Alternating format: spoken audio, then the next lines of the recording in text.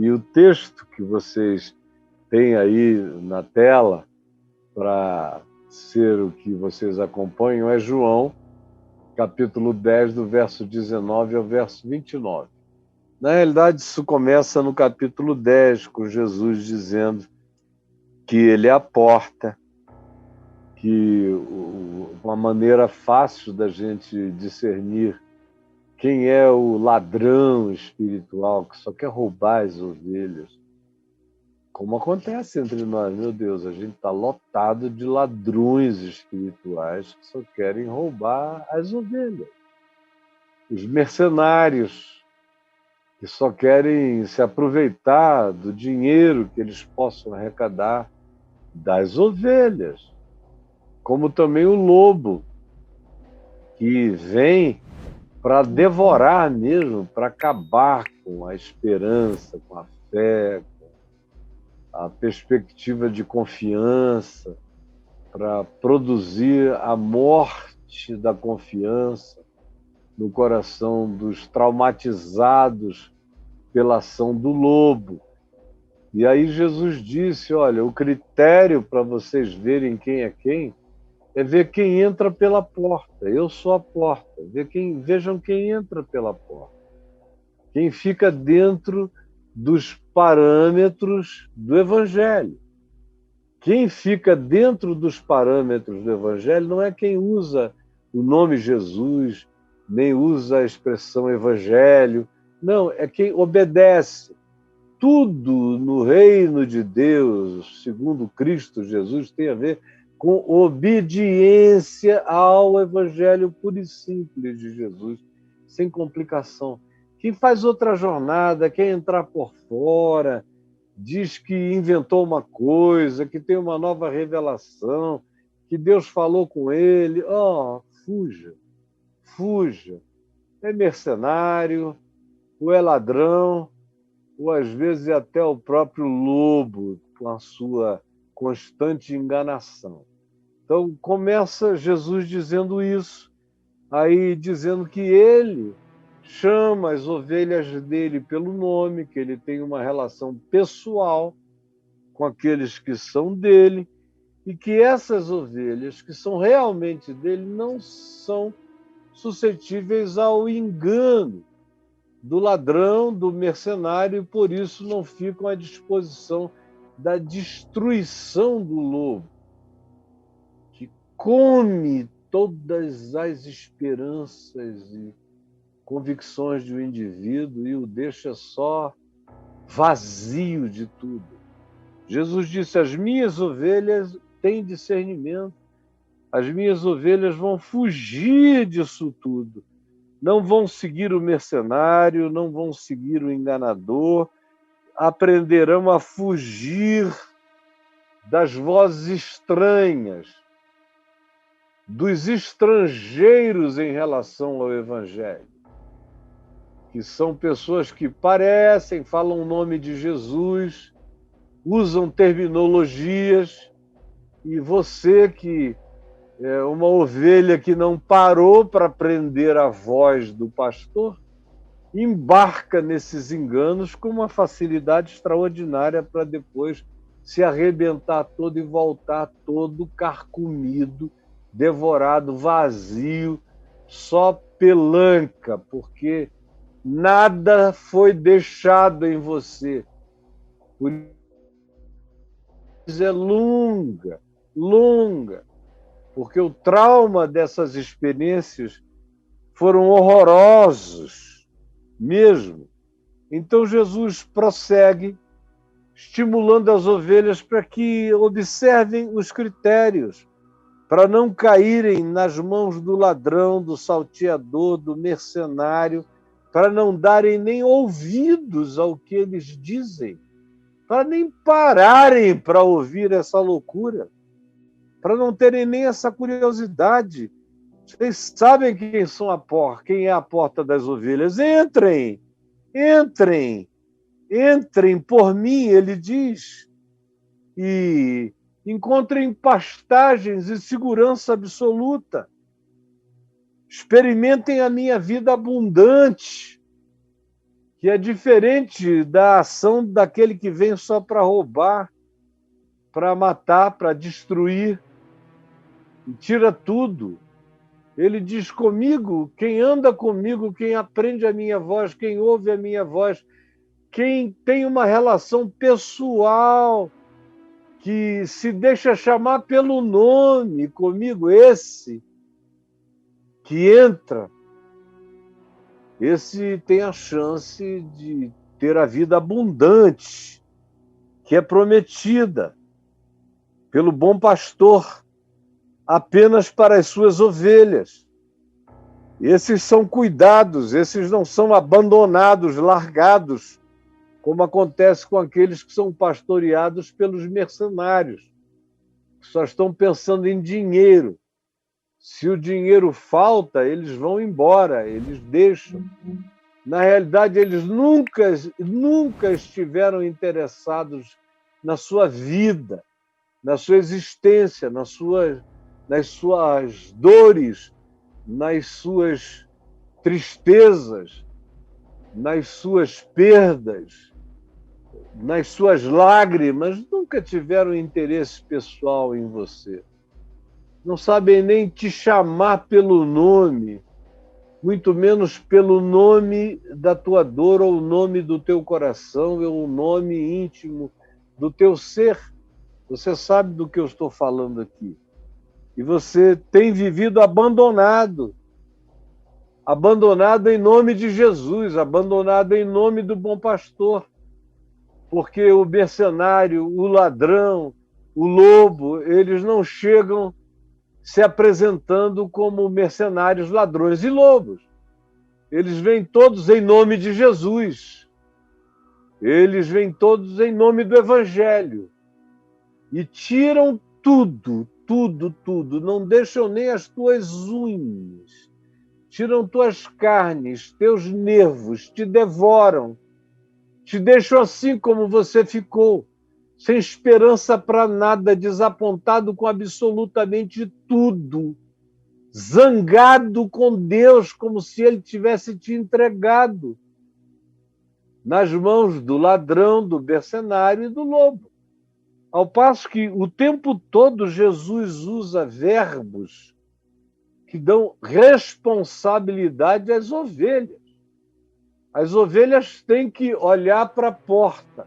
As ovelhas têm que identificar qual é a porta real de entrada, que é ele. Ele diz: eu sou a porta. As ovelhas têm que entrar.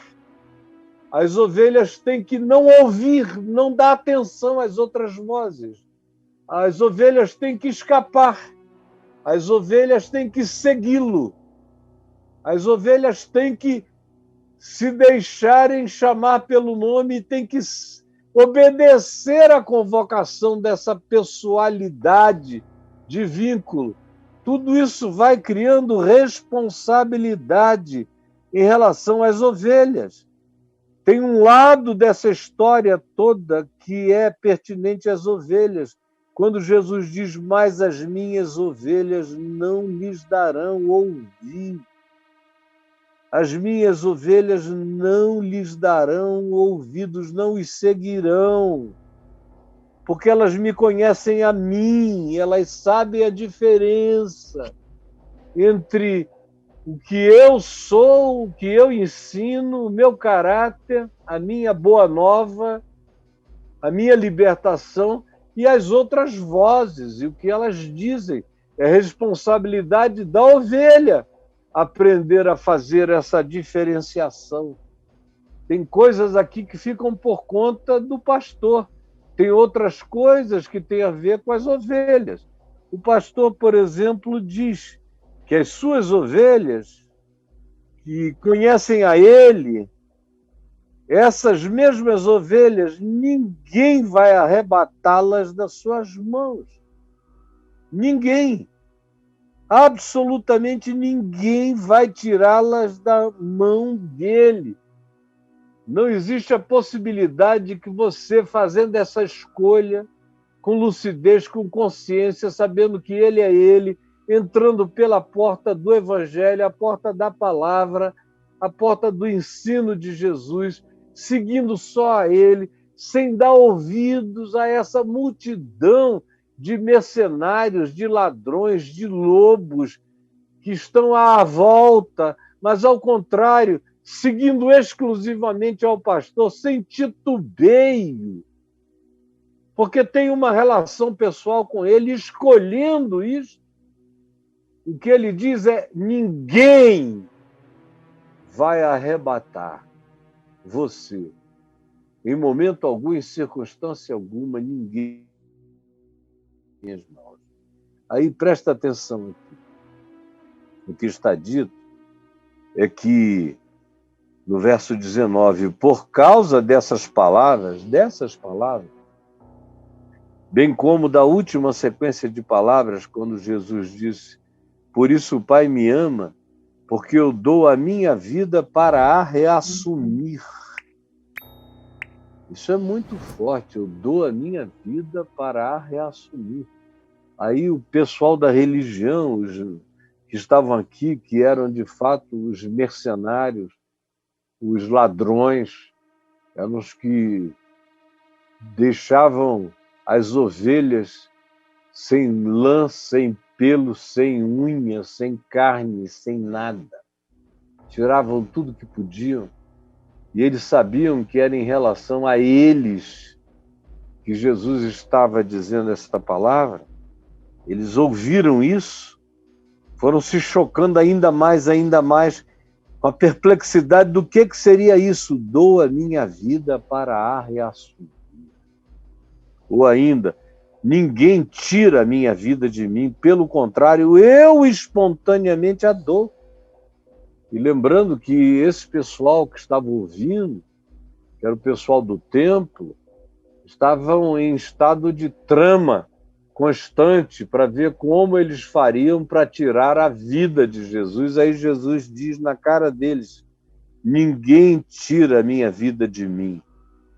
Pelo contrário, eu espontaneamente a dou.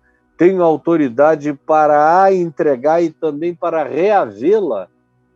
Esse mandato eu recebi de meu pai. Aí os caras disseram: meu Deus, o que será isso? Que poder é esse para reassumir a vida dele? Que é isso que ele está dizendo? Aí, por causa dessas palavras, rompeu nova dissensão entre os judeus. E aí um grupo, muitos deles, diziam: ele tem demônio. A coisa mais fácil para a religião é chamar alguém de endemoninhado. Ele tem demônio. É a primeira versão dele. E enlouqueceu. Tem demônio e entrou em estado de insanidade crônica e contínua. Enlouqueceu. Porque o ouvis? E aí a pergunta é essa: são mercenários, ladrões e lobos perguntando àqueles que estavam ouvindo de bom coração: por que o ouvis? Ele é um endemoninhado louco. Por que vocês ouvem esse cara? Que é uma pergunta que todos vocês aqui já ouviram inúmeras vezes. Ele é endemoninhado e louco, por que vocês ainda ouvem esse cara? Outros, porém, diziam, tem sempre outros que dizem outra coisa, que vêm de outro modo. E diziam: este modo de falar não é de endemoninhado. Era um pessoal que sabia que demônio dizia outras coisas que não faziam arder o coração com a certeza do cuidado e do amor de Deus. Ninguém arrebatará as minhas ovelhas das minhas mãos. Eu conheço as minhas ovelhas, elas me conhecem a mim.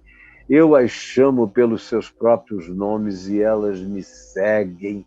Elas entram pela porta, elas não fazem nenhum outro caminho. Elas não ficam impressionadas com outras vozes, com vozes estranhas ao Evangelho, com vozes estranhas à palavra de Jesus, com vozes estranhas à descrição do caráter de Cristo.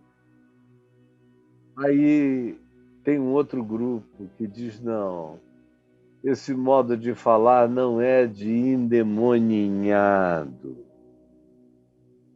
Porventura um demônio pode abrir os olhos aos cegos? Um demônio ilumina, o demônio faz ver melhor, o demônio traz a segurança que Jesus dá, o demônio oferece a vida abundante que ele oferece.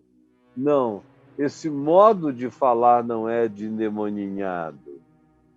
E, porventura, endemoninhados e demônios têm interesse em fazer alguém ver melhor.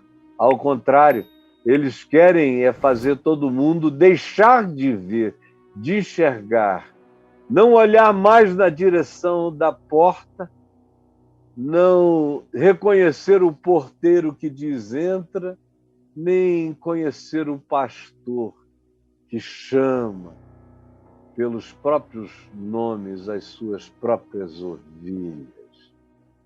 Esse modo de falar não é de endemoninhado. E pode, porventura, um demônio abrir os olhos aos cegos? É uma alusão ao que tinha acontecido aqui na descrição do capítulo 9, com o cego de nascença. Esse pessoal todo tinha visto aquilo. Alguns tinham ficado com raiva, querendo matá-lo, porque não podiam negar o poder e a graça com a qual ele praticava tudo. E havia uma outra multidão do povo que estava juntando coisa com coisa. E esse modo de falar não é de endemoninhar. E, além disso, nenhum demônio quer abrir os olhos de ninguém. Eles querem manter os olhos fechados e a pessoa caminhando nas trevas e em estado de dependência e sob controle. Então, o que se segue dizendo, na sequência dessas ocorrências, é que se estava celebrando em Jerusalém a festa da dedicação. E era inverno. No inverno, em Jerusalém, faz muito frio. Muito frio. Frequentemente neva. E aqui não se diz qual era a condição do frio, mas se faz questão de afirmar-se que se tratava do inverno. Portanto, era algo que se fazia com um cobertor a mais sobre o corpo, porque o vento que sopra na esplanada do templo em Jerusalém é um vento gelado. E Jerusalém é alta, 800 metros acima do nível do mar. Então, o vento que sopra lá, em qualquer época, é forte, no inverno é absolutamente frio. Então, Jesus passeava no templo. Jesus não frequentava o templo. Ele, quando está lá, ele passeia, olha para lá, olha para cá, vê o pessoal, olha onde os grupos estão, qual é a onda dos religiosos, o que está rolando, o que os rabis estão ensinando para grupos pequenos reunidos em torno dele. Ele está passeando no templo, tranquilo. Não está procurando absolutamente nada. É uma manhã que ele acordou, estava fria no inverno, foi ao templo e começou a passear, sem chamar ninguém, sem falar nada, nem para os seus discípulos imediatos, que estavam sempre nas proximidades dele, não. Apenas passeava no templo, no chamado Pórtico de Salomão, que era uma das entradas principais. Então, rodearam-no os judeus, e quando diz os judeus, está falando do pessoal vinculado à religião, e que viviam no templo. Eles vieram e o rodearam fizeram um anel em volta dele e o interpelaram.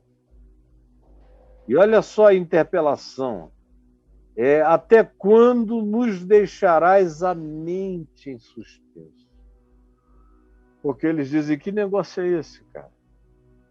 Eu dou a minha vida para a reassumir, ninguém a tira de mim, pelo contrário, eu espontaneamente a dou, tenho autoridade para a entregar e também para reavê-la.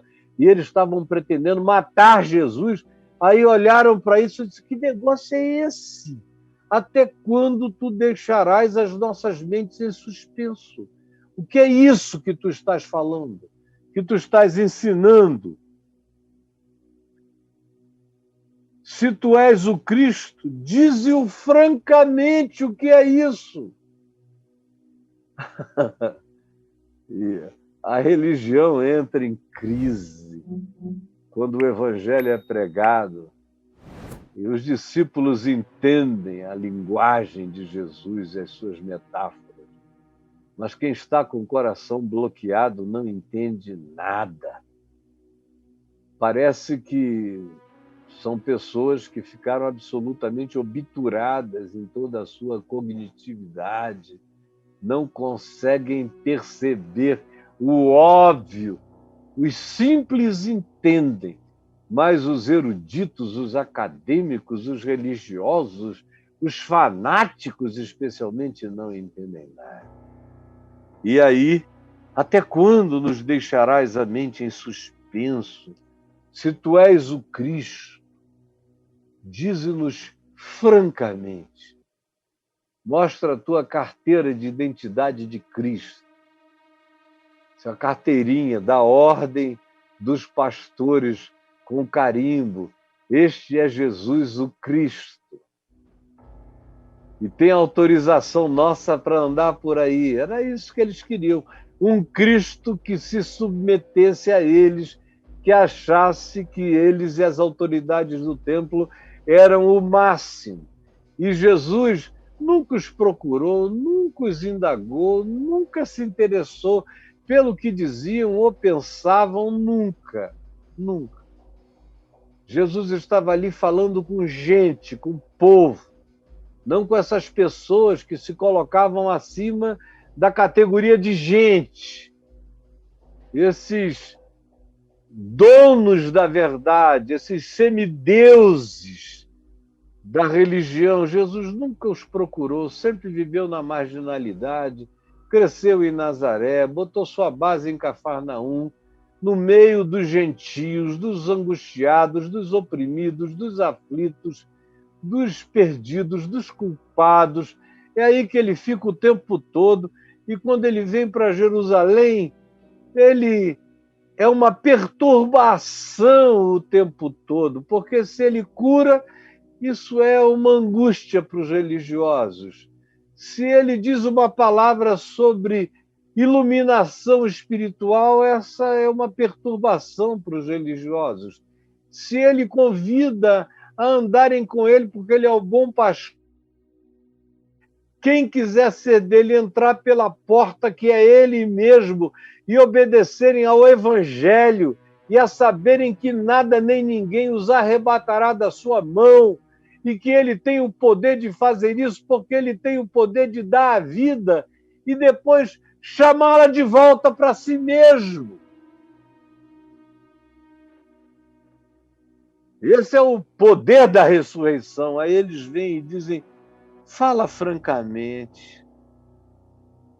Aí Jesus lhes responde, já vô-lo disse, mas não credes. Já disse, mas não credes. Vocês não creem na minha palavra. Então não adianta. Vocês querem que uma outra repetição? Querem que eu mostre um sinal escrito o quê? Filho de Yahvé embaixo da minha axila esquerda? O que vocês querem? Eu já disse francamente quem eu sou e como é a minha relação com as minhas ovelhas e como é o evangelho que eu trouxe, que eu trago, como é a minha boa nova. Como ele mesmo disse, eu ainda tenho outras ovelhas que não são desse aprisco. São ovelhas espalhadas pelo mundo. E a mim me convém conduzi-las, e elas também, que não são daqui desse mundo judaico, são de todas as nações da terra, ouvirão a minha voz e muitas delas me seguirão. Eles estão perturbados. E Jesus disse, eu já disse a vocês tudo que vocês precisavam saber, mas vocês não creram. Porque vocês estão bloqueados. As obras que eu faço em nome do meu Pai testificam a meu respeito. A gente fica sabendo se a palavra é verdadeira ou não é verdadeira, se o mensageiro aguarda, e se o mensageiro a usufrui, se ele é um dos beneficiários da boa nova que ele anuncia aos outros, se ele é o primeiro beneficiário, se ele carrega a coerência do que ele diz. São as minhas obras, que Jesus diz, que dão testemunho de mim. Assim como na vida do discípulo, são as obras de obediência ao Evangelho e de experiência no Evangelho que dão testemunho dele. Ele continua e diz, mas vós não credes, porque não sois das minhas ovelhas. Essa é uma coisa que precisa ser dita com toda clareza.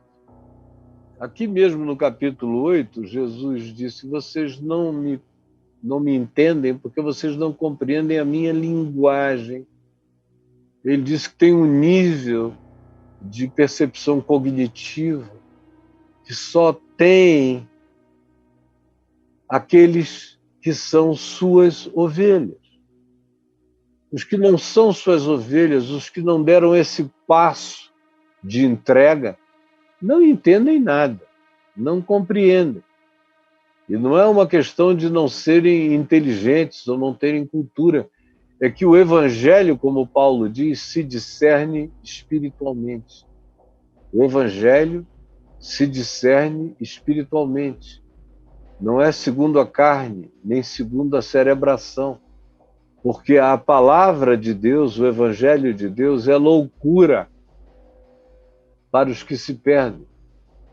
Ele é escândalo para os judeus e é loucura para os gregos ciosos da sua cultura filosófica ou acadêmica. Não entendem, não discernem, porque só se discerne espiritualmente. E uma vez que você tenha se entregado como ovelha, entrado pela porta, e seguido só ouvindo a voz dele, só ouvindo a voz dele, seguindo apenas a ele. Vós não me credes porque não sois meus, não sois das minhas ovelhas. As minhas ovelhas ouvem a minha voz, a minha palavra, elas ouvem. Ouvem no sentido não de que escutam, mas no sentido de que obedecem. Elas andam na trilha, elas seguem comigo, elas têm prazer, elas discernem e têm prazer na entrega obediente. Essas são as minhas ovelhas. Mas vocês não podem entender, porque para entender é preciso se entregar e seguir. As minhas ovelhas ouvem a minha voz, e eu as conheço, e elas me seguem, e eu lhes dou a vida eterna. Quem faz parte desse rebanho pode viver com a segurança absoluta de que recebeu a vida eterna. Quem faz parte desse rebanho pode viver com a segurança absoluta de que recebeu a vida eterna. Eu lhes dou a vida eterna. E quem é ovelha tem certeza que recebeu. Quem é ovelha pratica essa palavra de dimensão eterna, plantada no coração. Quem ouve essa palavra e segue, segue carregado de vida eterna. Segue vida eterna, segue sem medo. Porque tá, como eu disse ontem à noite lá no curso sobre o medo, segue sem medo porque existe uma dimensão, um centro de eternidade, um centro de pacificação absoluta no coração. Isso acontece, diz ele, com as minhas ovelhas, eu lhes dou a vida eterna, jamais perecerão e ninguém as arrebatará da minha mão, jamais perecerão eternamente. As minhas ovelhas jamais experimentarão perdição eterna. As minhas ovelhas jamais experimentarão perdição, muito menos eterna. Jamais. E ninguém as arrebatará da minha mão. Cara, quando você crê nisso, é uma segurança brutal, né? Pode vir o diabo. E aí, quando o diabo vê que você crê mesmo, ele não vem, né? Ele para de vir. Ele para de falar, ele não tem mais assunto com você.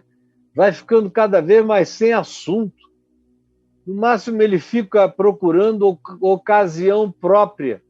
Mas eu tenho que abrir portas para ele identificar as ocasiões próprias. Do contrário, nem ele vem mais. Ele diz, bom, perdi essa parada. Porque ele sabe que quando você de fato confia e se entrega e não duvida e não fica procurando outras vozes, nunca mais nada vai arrebatar você dessa mão que diz, essa ovelha é minha. E aí quem é que ousará me tirar dessas mãos? Como Paulo disse, quem é que nos separará do amor de Cristo? As minhas ovelhas, ninguém as arrebatará da minha mão. E até o diabo para de ficar falando, porque ele sabe que a voz dele não será nem processada no coração daqueles que estão tomados pela voz única do bom pastor, que nos guarda e que nos garante segurança absoluta, que ninguém nem nada pode nos arrebatar dessas mãos maravilhosas. Ninguém. Porque aquilo que meu pai me deu é maior do que tudo. E são as ovelhas que o pai deu a ele. Ele disse, estão em prioridade absoluta. Cuidar delas é prioridade absoluta. Dar a vida por elas é prioridade absoluta. Ressuscitar, reaver a minha vida para cuidar delas e garantir de que ninguém as arrebatará da minha mão é minha prioridade absoluta de Jesus, dando garantia incomparável para quem quiser aprender a se jogar e a descansar, e a se abandonar, e a parar de ficar querendo se autoproteger, se autodefender. Minha melhor defesa é meu descanso, é minha entrega, é minha certeza em fé, é minha convicção de que nada, nem ninguém, nem poder algum pode me arrebatar dessas mãos.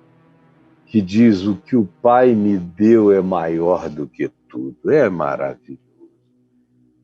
O que o Pai me deu é maior do que tudo. E da mão do Pai ninguém pode arrebatar nada, de modo que ele equivaleu a mão dele, o cuidado dele pelas ovelhas, ao mesmo poder que o Pai tem de guardar aquilo que é dele e que ninguém arrebata. E os judeus ouviram isso e ficaram com ódio. Ele está se comparando a Deus. Ele está dizendo que nele existe uma segurança equivalente à segurança que tem aqueles que creem em Deus. Ele está dizendo que crer nele é o equivalente, porque ele e o Pai são um. Eu e o Pai somos um. Meu cuidado é igual ao cuidado do meu Pai, o cuidado do meu Pai é equivalente ao meu cuidado. Eu e ele não fazemos distinção de nada. Nós estamos operando numa sintonia eterna que eu manifesto o amor do meu Pai, o cuidado do meu Pai, o poder do meu Pai. O pastoreio do meu Pai é feito através do meu amor e das garantias que eu dou. Aleluia! Aleluia! Corações ao alto! Louvado seja Deus!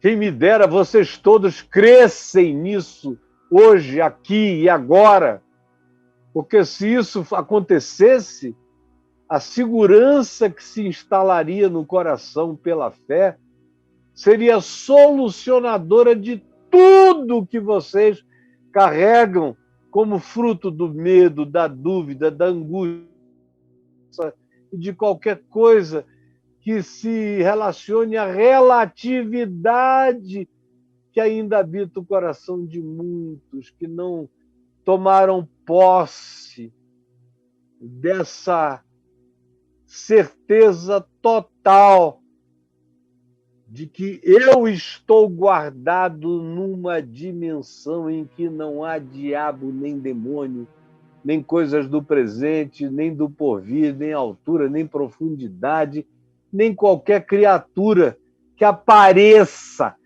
Nada pode me arrebatar da mão dele. Aleluia. Eu tenho vivido com essa segurança e é ela que tem me dado saúde mental até o dia de hoje. Eu já atravessei alguns perrengues tão horrorosos, de tanto pavor, de tanta agonia, especialmente nos anos de 98 e 99. Agonia total. E o que me salvou foi a certeza imensa de que o meu pecado era uma coisa, mas o amor de Jesus por mim era outra.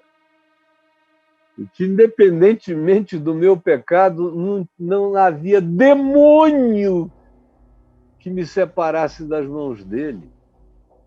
E qualquer que fosse o demônio que se apresentasse, eu estava com aquela disposição de partir para dentro, dizendo: olha, eu sou um pecador, mas o meu Salvador me ama e ninguém pode me separar das mãos dele.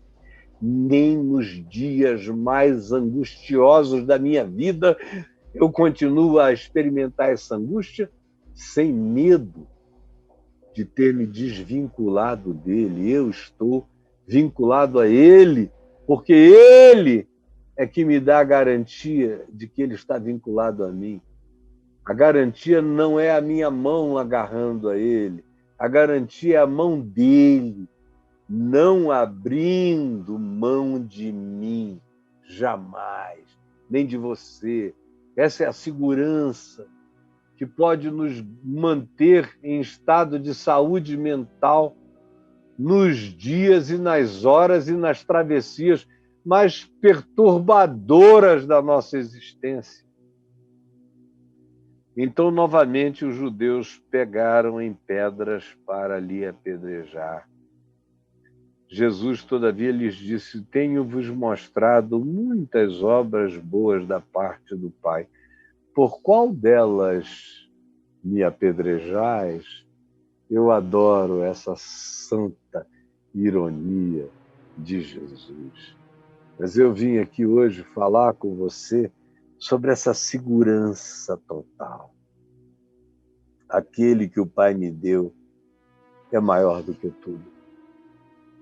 Aquele que o Pai me deu aquilo que o Pai me deu, e ele está se referindo às ovelhas. As ovelhas são o sujeito em questão o tempo todo aqui. Aquilo que o Pai me deu é maior do que tudo. Elas não perecerão eternamente e ninguém as arrebatará da minha mão, porque aquilo que o Pai me deu é maior do que tudo. Essa é a promessa, essa é a palavra. Eu grito aleluias dentro de mim com força, porque essa é uma segurança que ninguém tem, a menos que esteja hooked up em Cristo Jesus, a menos que tenha nessa graça de Jesus a âncora que atravessa o véu e nos planta no trono de Deus. É por isso que Paulo disse que já estava ele, Paulo, assentado nos lugares celestiais em Cristo Jesus, e disse que essa era uma palavra e uma promessa para todos nós. Nós morremos com Cristo, ressuscitamos com Cristo. Ninguém pode nos arrebatar dele. Nós já até estamos, os que cremos, estamos de posse da eternidade de uma maneira tão violenta e categórica na afirmação. Jesus diz: aquilo que o Pai me deu é maior do que tudo, e das minhas mãos ninguém pode arrebatar, e das mãos do Pai ninguém pode arrebatar. Essa é a segurança que você pode usufruir e que eu espero que um milagre do Espírito Santo faça você dizer: isto é para mim. Esta palavra é minha, é eterna, é de Jesus, falando pessoalmente comigo. Eu estou ouvindo a sua voz e eu sou sua ovelha. E eu não vou ouvir a voz de outros que não entram pela porta, que não andam na trilha, nesse caminho, que é Ele mesmo, em tudo que me ensinou, em tudo que me diz, em tudo que me garante, nas certezas que me trouxe, quando espontaneamente entregou-se na morte e tinha poder do Pai nele para ele reaver a própria vida. É esse que visita o inferno e sai do inferno, como diz Pedro e como diz Paulo escrevendo aos Efésios: aquele que subiu aos céus é terra, que na linguagem antiga, primitiva, tinha a ver com uma entrada do Hades. Mas quando ele subiu às alturas, ele levou cativo o cativeiro e concedeu dons, graças aos homens. Ele arranca o inferno com ele e derrama dons de graça do Espírito e dá o fruto do amor, da alegria, da paz, da bondade, da longanimidade, da fidelidade, da justiça, da mansidão, do domínio próprio. Esses são os dons que ele concede aos homens. Essa não é serem funcionais dentro de um corpo chamado igreja, é serem pessoas ovelha. Se eu não sou pessoa ovelha, qualquer outra coisa minha em relação à funcionalidade de um grupo considerado eclesiástico é mera idiotice. Porque qualquer que seja o meu protagonismo ou performance, não tem nenhum vínculo necessariamente com o fato de eu ser ovelha ou não. Eu só quero ser ovelha. E só quero andar nessa segurança de que ninguém pode me arrebatar das mãos dele. Se isso estiver em mim, aí eu posso me tornar, para além disso, qualquer coisa que seja extensão dessa confiança, dessa certeza, dessa alegria.